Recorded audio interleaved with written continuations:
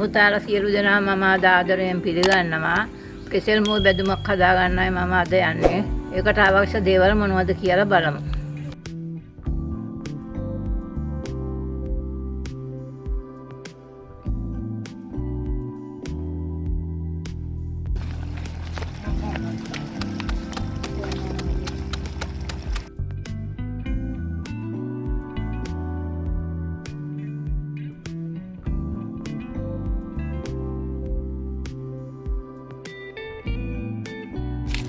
මේ වතුරට ලුණු දමාලා වතුමුවට කීකේ දැම්ම කහට පිපෙන නිසා තෙල් එකතු කරගන්න දානවා ඊට තෙල් එක හොඳට රත් වෙලාද කියලා බලන්න මෙන්න මෙහෙම ටිකක් දාන්න.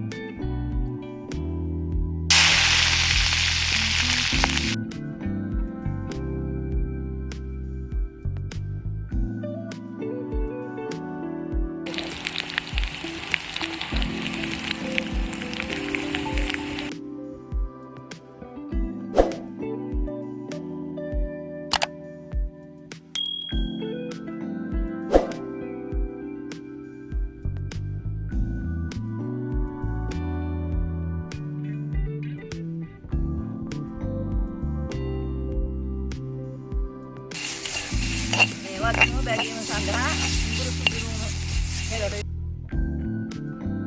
මිරිස් කෑලි බෙද ගන්නවා. තෙල් නැතුව නිකන් බදින්න මිරිස්. මිරිස් බැදීම ටිකක් කළු වෙනකන් බෙද ගන්නවා. කරපුංචා ආව මිරිස් කොච්චි බෙදගත් ඒවා. අටලුවන බෙදගත් ගම් මිරිස්. පදමට ලුණු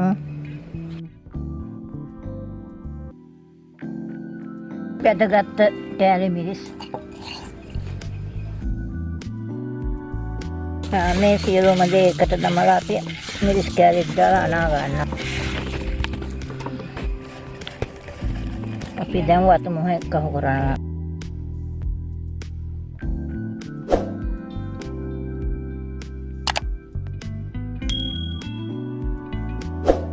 දෙහි ඇඹුල් එකතු කරනවා.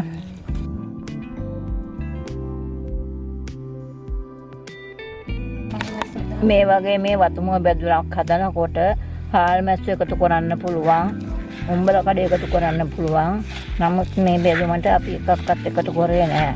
ඒ මොකද දැන් අපේ ගෙදර පිරිසුදු නොකන ඉන්නවා. ඒ නිසා